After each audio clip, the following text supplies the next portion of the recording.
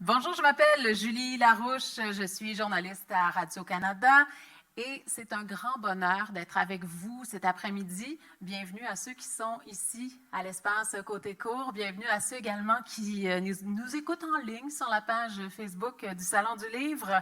Un grand bonheur d'être en ta compagnie, Michel Lapierre Dallaire. Salut d'abord. Allô. Ça a été une rencontre fracassante cette semaine avec ta plume, avec ce roman. Y avait-il des limites? Si oui, je les ai franchies, mais c'était par amour, OK. Bravo pour cette première parution. Ben, merci, c'est super gentil. D'abord, comment se déroule ton aventure Salon du Livre? Super bien, c'est mon premier salon en plus. Oui. Puis je suis contente de venir Saguenay-Lac-Saint-Jean, je viens de Saint-Félicien. Fait que ça m'a donné l'occasion de revoir un peu la région sous un autre angle, dans le fond, un angle d'adulte. Ça faisait longtemps que je n'étais pas venue. Fait que, mais non, ça se passe super bien, j'ai eu plein d'activités, je suis contente. Et là, mes informations me disent même que tu as été adoptée par l'équipe. Il y en a qui t'appellent Michou, ça a l'air. Oui, ça se rend sur scène, cette histoire-là, quand même. Ben oui, Michou, Mimi, on se donne des petits surnoms même affectueux. Oui, ouais. Mais c'est bien. Tu viens d'en faire mention.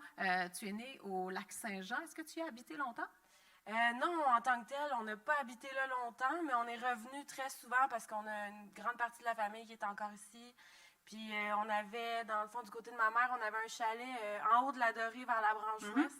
Fait qu'on passait beaucoup de temps, les fêtes de Noël, l'été, tout ça. Fait que, ouais, je suis revenue souvent. Puis mon cœur est ici, là, mon cœur est bleuet, sauvage.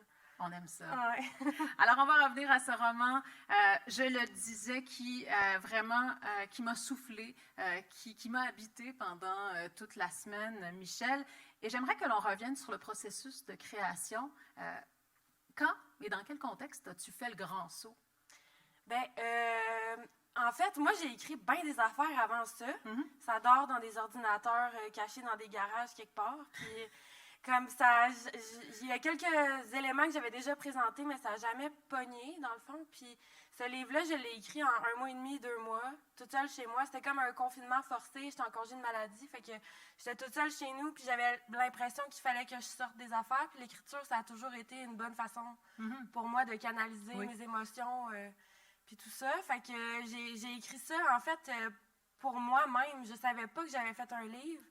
Puis lors du Salon du livre de l'Outaouais, en fait, j'ai rencontré un gars, il était là, il dédicaçait son propre livre. Puis moi, j'avais bu un petit peu, puis je me suis lancée dans une rencontre très farfelue là, à l'époque. Puis à la fin du salon, lui m'a donné sa carte. Puis c'était un éditeur, en fait, c'est Sébastien Dulude qui travaille comme éditeur à La Mèche. Puis il m'a dit, toi, t'es un personnage extravagant, c'est sûr, t'écris quelque chose, je veux lire. Fait que j'ai envoyé, puis c'est lui, en fait, qui m'a annoncé que j'avais fait un livre. Mais ce processus-là, ouais, c'est ça. En fait, ça s'est imposé, l'autofiction, parce que j'écrivais ce roman-là pour moi-même. Ouais. Donc, l'autofiction, ça s'est imposé. J'ai lu à quelque part que Marjolaine Beauchamp avait aussi contribué. Ah oui, bien, Marjolaine, c'est une amie, puis à l'époque, elle m'avait donné un conseil qui s'avère être un des meilleurs conseils que j'ai jamais eu. Là. Elle m'avait dit, tu sais, tout ce que tu as honte puis que tu as peur que le monde découvre sur toi, que tu sais, devance ça, dans le fond. Ouais. Soit, tu sais, va explorer les côtés dégueux, les côtés que tu as honte, essaye d'aller puiser là-dedans pour écrire. Puis même l'écriture de Marjo, c'est très, tu sais, c'est viscéral, là, c'est très émotif. Fait que, ouais, moi, c'est un conseil qui m'a vraiment beaucoup servi. Est-ce que ça a été un moment d'écriture quand même difficile? Oui, je dirais plus que l'écrire, en fait, ça a été comme un... Ou libérateur? Oui, genre une libération, mais tu sais, on me demande souvent si l'apparition de ce livre-là, c'est thérapeutique. Non, dans le sens que le côté thérapeutique était avant. C'est toute la thérapie que j'ai faite par rapport à certains événements du livre, là, parce que ça parle quand même de moi, là, ce livre-là. Ça a été fait avant, c'est pour ça que maintenant je suis capable de présenter ce livre-là en public puis de le tenir d'une façon, je pense, pertinente puis adéquate, à la fois face au monde puis pour moi-même aussi, là, parce que c'est quand même émotif, là, tout ce processus-là, mais c'est ça, je le fais plus sereinement parce que le côté thérapeutique a été fait avant. Puis l'écriture, c'était beaucoup plus un processus libérateur, comme j'écrivais, en fait, seulement pour moi-même. Il y a comme une censure que j'avais pas. Je me suis moins censurée. J'ai dit les choses comme comme j'ai pensé dans ma tête, comme je les avais vécues.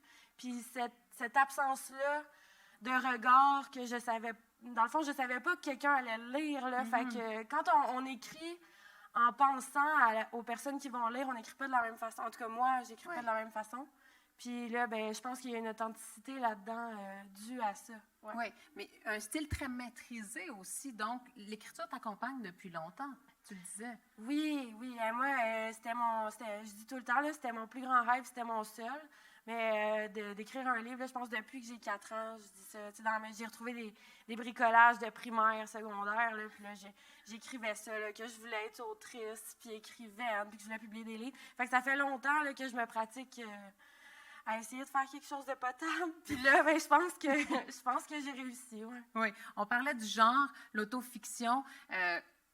Ça permet d'aller plus loin dans la démarche, de s'inscrire dans ce genre-là? Ben, je sais pas, dans le sens que c'est le seul que je connais, là. Mais pour moi, en fait, j'ai l'impression que oui, dans la démarche que moi j'ai faite. Admettons. Ouais, c'est ça ma réponse. Oui. Qu'est-ce que tu reçois comme commentaire des lecteurs, des lectrices? Parce que ça bouscule comme lecture, parce que tu racontes une vie qui a été marquée par la violence, par des agressions. Qu'est-ce que tu reçois comme commentaire des lecteurs? Ben, la réception du livre en tant que tel est super bonne. Là. Moi-même, je suis un peu flabbergastée. Là, comme à chaque fois. Quand je vois quelqu'un qui a mon livre, je suis tout le temps, il y a du monde qui le lise pour vrai. Là. Comme j'avais pas pensé à ça. Mais je reçois beaucoup des témoignages de gens qui ont vécu des choses similaires à ce qui est écrit dans le livre.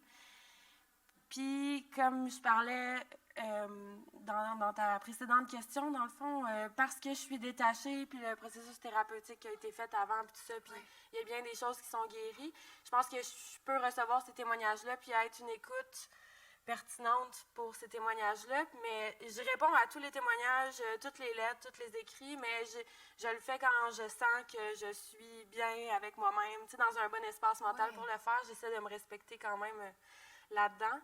Mais oui, à date, c'est super positif.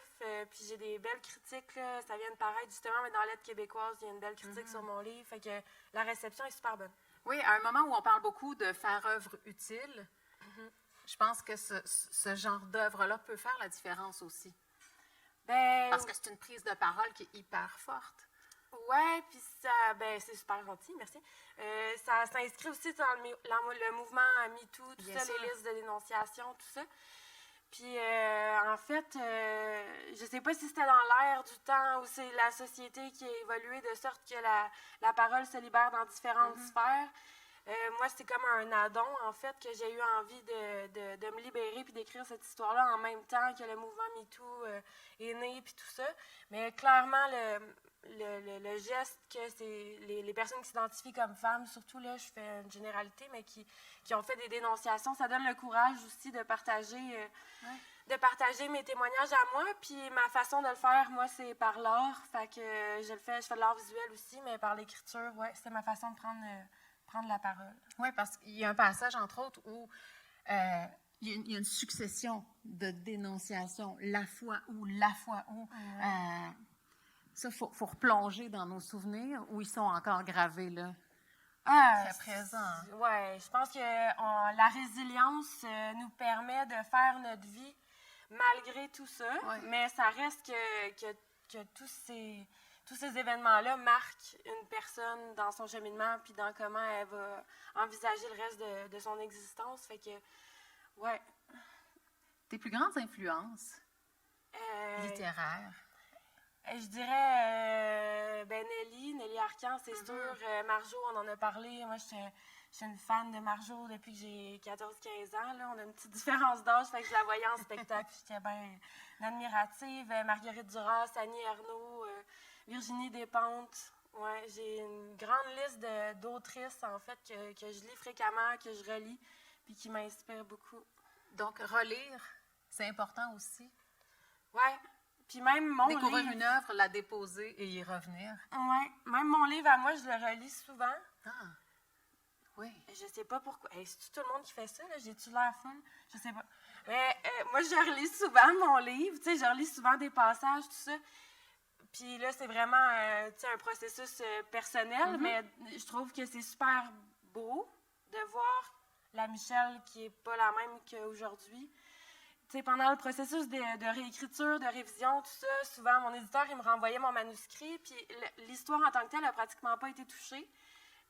Mais des fois, il me disait, tu peux pas ouvrir des portes pour la lectrice ou le lecteur, mais pas aller dedans. Tu sais, faut que si tu ouvres une porte, faut aller dans la pièce. Exact. Fait que des fois, il me demandait, tu peux-tu parler un peu plus de ça ou approfondir cette scène-là, telle chose. Puis pour la réécrire bien, fallait que je me replonge. Puis, des fois, je lisais des affaires, puis j'étais là, voyons, je serais pas fâchée de même aujourd'hui. J'exagère dans mon affaire, j'étais pas. Ça n'a pas rapport, mais il fallait que je me replonge dans cette émotion-là, puis tout ça. Mais le fait de faire ça, ça me faisait voir la distance que j'ai parcourue, moi, comme personne, mettons, pas comme juste autrice, là, mais ouais, comme Michelle. Là. Oui, parce qu'il y a une distance de temps. Parce que ça, tu l'as écrit à quel moment? Ça fait déjà un bon moment. Si longtemps. Je pense que c'était comme 2019-2020. Fait que ça fait pas si longtemps. Mais pour l'écrire de cette façon-là, j'avais déjà aussi une distance avec certains événements, mais ouais, c'est ça. Ça fait pas si longtemps qu'il est écrit, mais ça a pris peut-être le processus d'édition, de révision, de correction. Ça a pris un an et demi à peu près, puis j'ai été super respectée dans ce processus-là, parce que justement, peut-être que ça aurait été moins long pour certaines autrices ou certains auteurs. Mais comme Sébastien savait qu'à chaque fois qu'il me demandait de retravailler un passage, il fallait que je replonge dans un état d'esprit puis dans des souvenirs. Il respectait beaucoup que moi, mon paragraphe, ça me prenne 2 semaines, tu sais. Oui. Parce qu'il fallait que je m'isole, que je me mette dans l'état mental pour l'écrire. Puis après, il fallait respecter qu'il y ait quelques jours où là, je me remettais de ces émotions-là. Fait que ça a été des replongées à chaque fois, puis... C'est ça. Fait que ça a pris peut-être plus de temps que d'autres, mais je pense que ça valait la peine. Tu parlais de respect. J'imagine que c'est considérable d'avoir ce respect-là quand il s'agit d'une première œuvre aussi, puis que c'est une entrée dans le milieu littéraire. Ça fait la différence. Ça fait toute la différence, puis je pense que j'aurais pas pu avoir un meilleur accompagnement éditorial puis de direction littéraire pour un premier livre. Puis c'est ça, vu que je parle beaucoup de moi comme personne aussi, je pense que Sébastien et toute l'équipe des éditions, en fait, se sont vraiment commis comme humains aussi dans le processus, pas juste professionnellement. Aussi, là, tu sais, je veux dire, c'est professionnel, là, il n'y a pas de doute, mais ils se sont commis aussi comme individus, puis c'était un processus super respectueux. Ouais. Ce qui me fascine beaucoup, c'est que c'est très dur et lumineux à la fois. Puis, je ne te connais pas beaucoup, mais j'ai l'impression qu'il y a de toi aussi beaucoup là-dedans. Tu es super lumineuse comme personne. Ah, merci. C'est gentil. Ben oui, puis je pense que c'était comme... Est-ce qu'il y avait une volonté de ça, de quand même de faire rejaillir la lumière? Ben oui. Je pense que je suis comme ça dans la vraie vie. Malgré tout ça, là, je suis quelqu'un de très optimiste puis de joyeuse, là, je pense. Puis j'ai un cœur d'enfant qui est avec une candeur puis tout ça, fait que ça se voit comme dans mon écriture. Mais oui, je pense que ça rend soutenable aussi les passages du livre qui sont peut-être plus difficiles. Tu sais, ça parle de toutes ces années-là, mettons 27 ans accumulés dans un livre avec des traumas puis tout ça, mais tu sais, j'ai souri à un moment donné, là, dans ces 27 ans-là. Ça m'est arrivé d'avoir du fun. Fait que il y a des reflets de ça, évidemment, dans le livre. Oui. La lumière, puis la force de frappe aussi. Tu as une écriture très maîtrisée, puis punchée aussi. Merci. Ça aussi, c'est un beau compliment, mon Dieu. C'est ma journée. Mais c'est sincère au bout. C'est super gentil. Je pense que, c'est la différence avec avant, quand j'écrivais en me disant, il y a quelqu'un qui va le lire, on dirait que j'essayais d'impressionner quelqu'un, là. Je sais pas qui, mais j'essayais d'impressionner quelqu'un. Fait que là, mon style était beaucoup plus empoulé, puis j'essayais de trouver des beaux mots, tu sais. Je me disais, je les connais, je vais les plugger. Mais là, c'est vraiment... tu sais, je pense, quand on m'entend parler ou quand on m'entend lire un extrait du livre, après, il y a plein de monde qui me disent on n'a pas le choix de t'entendre quand on lit par nous-mêmes, parce que c'est vraiment écrit comme très naturellement, là, comme on parle, comme on ressent les choses. J'ai l'impression que c'est très viscéral, comme comment c'est dit, ouais. Oui. Le titre? Il est long, hein? Oui, il est long. Mais, ouais, en fait... Est-ce qu'il s'est imposé dès le départ? Non, pas dès le départ. En fait, il n'y avait pas de titre au départ. Là, j'écrivais ça pour moi. Fait que j'avais pas mis un titre à mon propre... tu sais, pour mon écriture On commence pas par personnelle. le titre. Hein? Non, c'est ça. Mais en fait, c'était un poème que j'avais écrit dans un recueil de poésie qui a été refusé avant ce livre-là. Puis en relisant des affaires que j'avais écrites, je me suis dit, ben c'est ça le titre. C'est ça. Parce qu'il n'y a pas de ponctuation, il est long. Il faut prendre son souffle pour le dire au complet. Oui. Puis ça représente bien aussi, comme le dessin là, sur la page couverture, il dépasse des marges de couleurs. Là. Toutes les éditions La Mèche ont la même couverture. Puis le dessin il dépasse, le titre est trop long. Puis le livre parle, en fait, sans le nommer jamais, mais du trouble de personnalité limite. Fait que le fait de ne pas avoir de limite envers soi-même, envers les autres, que toute cette idée-là de contour, de limite soit floutée, ben le titre est un bon dans la structure de la phrase même, ouais, il n'y avait pas de limite. Il y a une question, moi je réponds, j'y vais, OK. Tu sais, c'est ça, le titre, c'est une question, puis c'est une réponse en même temps, puis ouais. Mais il est très évocateur. Oui, très évocateur, ouais. Puis on m'a demandé, en fait, si le titre... Parce que j'avais pas pensé 2 secondes, là, on peut pas penser à tout, là, mais y avait-il des limites? Oui, je les ai franchies, mais c'était par amour, OK. C'est la parole de moi à moi par rapport aux limites que moi-même j'ai franchies envers moi-même, puis les limites que les autres ont franchies envers moi.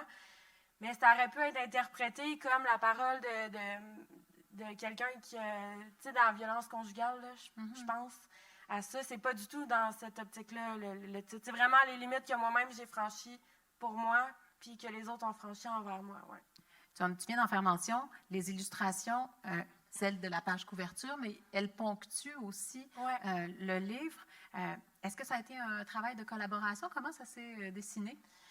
En fait, on m'a soumis 4 pages couverture, 4 projets, puis c'est celui-là qui a le plus retenu mon attention. Puis c'était pas mal d'un commun accord avec l'équipe de La Mèche. Là. Eux autres aussi avaient eu un coup de cœur pour ça. Puis Pierre-Nicolas Rioux, qui a fait les illustrations, je ne l'ai jamais rencontré. Allô? En tout cas, ce serait bien le fun à un moment donné qu'on se voit, mais clairement, je pense que lui aussi a senti le texte parce qu'il a lu le livre, puis il a été inspiré avec les dessins, puis vice-versa, mais on ne s'est jamais rencontrés. Ça a vraiment été un travail à distance, mais ouais, ça s'est comme imposé que c'était le bon design pour le livre. Ouais. Parallèlement à l'écriture, tu as aussi une démarche artistique en art visuel. Oui, j'essaye. Qu'est-ce que c'est? J'en parle pas souvent, mais je fais du dessin à l'encre, dans le fond. Puis je fais de l'art érotique. C'est tout. On va arrêter maintenant parce que je n'ai pas reconnu beaucoup pour ça. Là, par exemple, la ville de Gatineau m'a demandé de faire dans le fond, c'est un projet dans le cadre du poème apporté, la journée du poème apporté. Puis là, dans la ville, en fait, ils m'ont demandé de faire une affiche avec, de composer un poème, fait que tout ça. Mais tu sais, c'est vraiment... En plus, j'ai moins de temps puis d'énergie pour faire de l'art visuel en ce moment. Là, j'essaie de me consacrer à l'écriture. Mais ouais, je fais de l'art, et je dirais, érotique et inclusif avec toutes sortes de médiums, mettons. OK. À suivre. À suivre. L'écriture, qu'est-ce qu'il y a?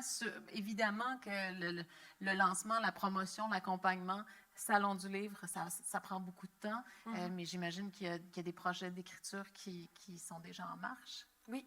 Oui, puis c'est ça, là, on va pas être dépressif pour le reste de notre vie. Là. C'est plus lumineux comme ce qui s'en vient.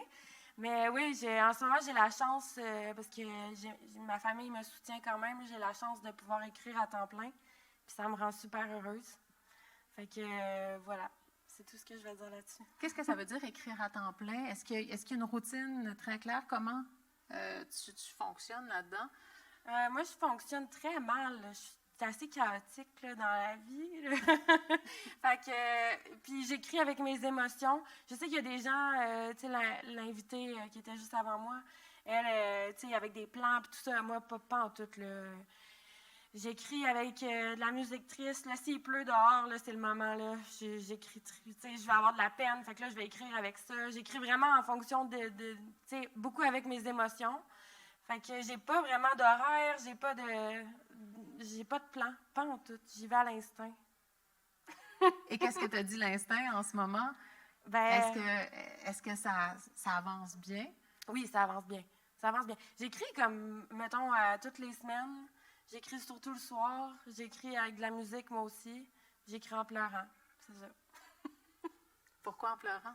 Ben, parce que ça vient me chercher. Ouais. Comme, tu sais, c'est très émotif, ce livre-là, mais c'est moi, là. Comme, il y a quelqu'un hier qui me disait, c'est comme un manuel d'instruction pour te rencontrer. Je dis, ben, j'espère que c'est pas aussi circonscrit que ça. Mm-hmm. Je pense que ça s'applique à plein de monde, là, mais tu sais, le début de mon livre, dans le fond, c'est la narratrice qui interpelle quelqu'un dans un bar. Puis on me disait, ouais, tu sais, c'est une façon de mettre en garde le lecteur, la lectrice. Ça, je suis comme, mais non, moi, je rentrais en communication avec les gens de cette façon-là avant. Tu sais, je m'assoyais dans un bar, mettons, puis c'est de même que ça se passait. Fait que j'avais pas tant d'amis à l'époque. Là, j'en ai, là, c'est bon. Mais ouais, fait que c'est très émotif. Tout ce processus-là, j'y vais avec mes émotions. Ouais. J'essaie de m'écouter le plus possible. Donc, c'est pour ça que l'instinct entre en ligne de compte, parce que ça ne peut pas être chorégraphié, ça ne peut pas être un acte, disons, avec un horaire bien précis. Ce n'est pas du 9 à 5. Ah non, pas moi. Non, tu sais, puis moi, je paye mes comptes en retard, j'arrive en retard au rendez-vous, je me trompe de jour. Fait que mon processus d'écriture, il est pareil que moi, dans le fond. Ouais, ça finit par donner quelque chose de correct, là. Oui. Ouais. Mais on aime ça aussi. Mais je sais que c'est pas de même que la plupart des auteurs que j'ai rencontrés fonctionnent, fait que c'est ça. Mais en même temps, il y a autant de fonctionnement qu'il y a d'auteurs aussi. Tout à fait. Je te rassure. Quand tu es dans la région ici, est-ce qu'il y a des souvenirs qui reviennent? Quel souvenir gardes-tu de la région du Saguenay-Lac-Saint-Jean? Ben là, il voulait pas que je le dise, mais mon père est là. Fait que c'est mon attache principale à Saint-Félicien. Mais comme hier, en fait, j'avais une conférence au cégep de Saint-Félicien. Ouais. Puis c'est la première fois que je refaisais la route vers cet endroit-là depuis le décès de ma mère. Puis il y avait plein. En fait, je pense que j'avais volontairement mis ça de côté en me disant. En fait, j'ai pas pensé aux émotions que ça me ferait vivre, mais j'en avais plein là, sur la route, tu sais, des lieux qu'on a fréquentés. Ouais, les souvenirs me revenaient. C'est beaucoup c'est des beaux souvenirs, mais c'est une beauté insoutenable, je dirais. Il y a des très, très belles choses qui me reviennent à l'esprit. Puis c'est aussi super difficile. Ça dépend. Ouais. Oui. Insoutenable, pourquoi? Ben parce que c'est des bonnes questions. Hein, là, je suis super émotive. Ben parce que ma maman n'est plus là, elle est décédée. Fait que j'ai plein de beaux souvenirs avec elle dans la région, surtout avec elle, en fait. Quand on venait en vacances l'été, puis on venait aux fêtes de Noël, on allait au chalet, on faisait du 4 roues, puis tout ça. Fait que c'est difficile de revoir ces souvenirs-là en sachant qu'elle n'est plus là maintenant. Mais c'est parce que ça fait pas si longtemps que ça qu'elle n'est plus là. Je pense qu'avec le temps, ça va s'apaiser, puis ça va devenir juste des beaux souvenirs, mais là, c'est un peu douloureux. Ouais. Oui. Est-ce que l'occasion aussi de revenir avec ce premier roman ici, premier salon du livre, ça permet d'en recréer d'autres souvenirs futurs? Ben oui. Puis c'est une belle façon de justement faire la paix avec plein d'affaires, de revenir ici, dans le fond, dans la région comme adulte, avec ce passé-là, mais qui est plus aussi vif, la douleur est plus aussi vive qu'avant, puis de venir pour des raisons qui m'appartiennent, qui sont personnelles à moi, que c'est un projet que j'ai fait. Fait que, ouais, c'est une belle façon de faire la paix avec tout ça, je trouve. Oui. Mm-hmm. Qu'est-ce qu'on peut te souhaiter pour les prochains mois, la prochaine année? J'ai plein de choses. Je sais pas, qu'est-ce qu'on peut me souhaiter? Que je sois capable d'être assez à mon affaire pour finir par écrire un autre livre pour la prochaine année. D'être heureuse. Je suis déjà heureuse. Moi, je trouve le bonheur facilement. dans la vie, là.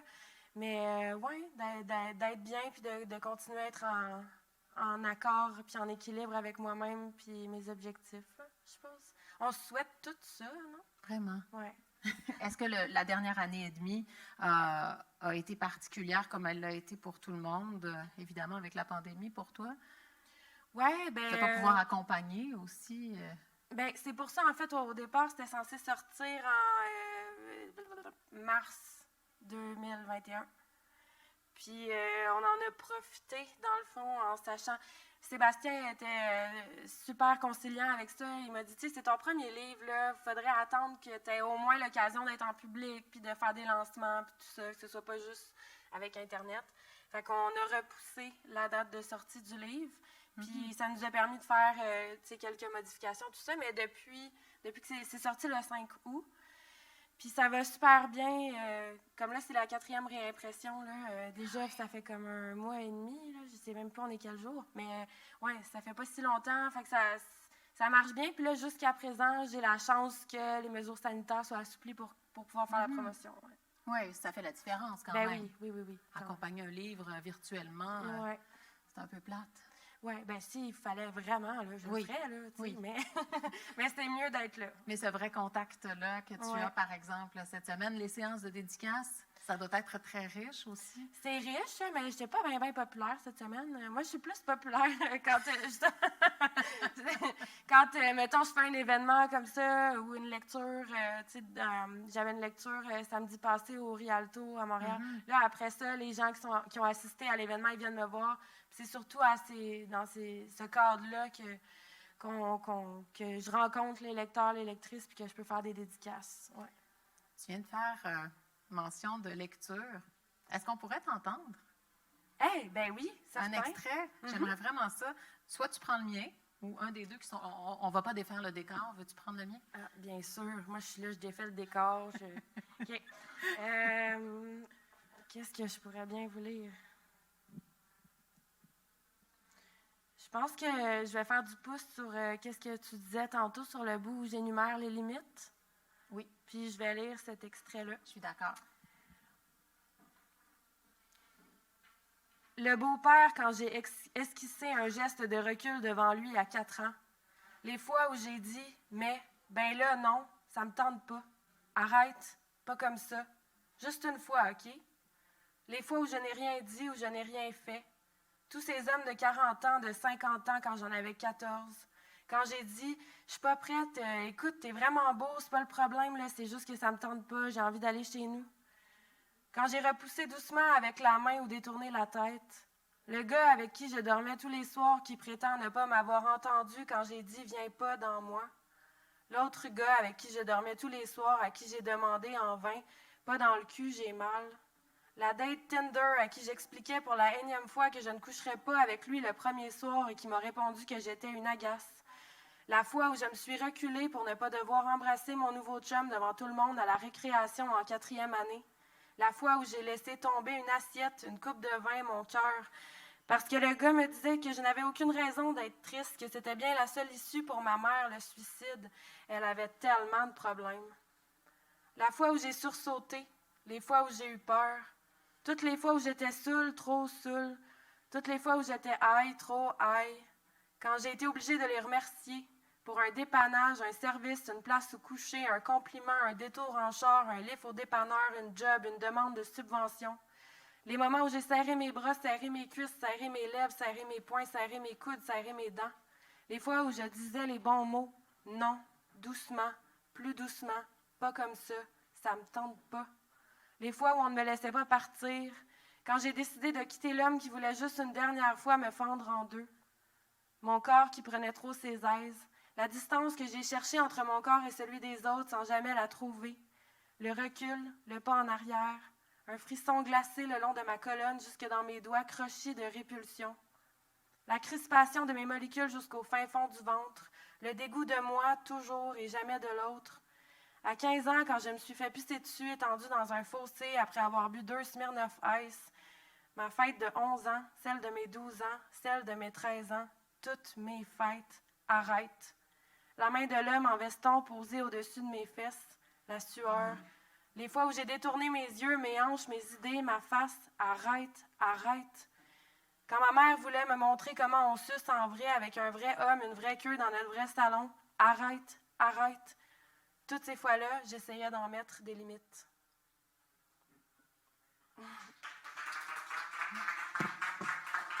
Merci. Michel, ça a été un coup de cœur de lecture fulgurant cette semaine et ça a été un immense bonheur de te rencontrer beaucoup. cet après-midi. Merci à toi. Bonne fin de salon, bon séjour ici. Merci. Merci. Merci à vous.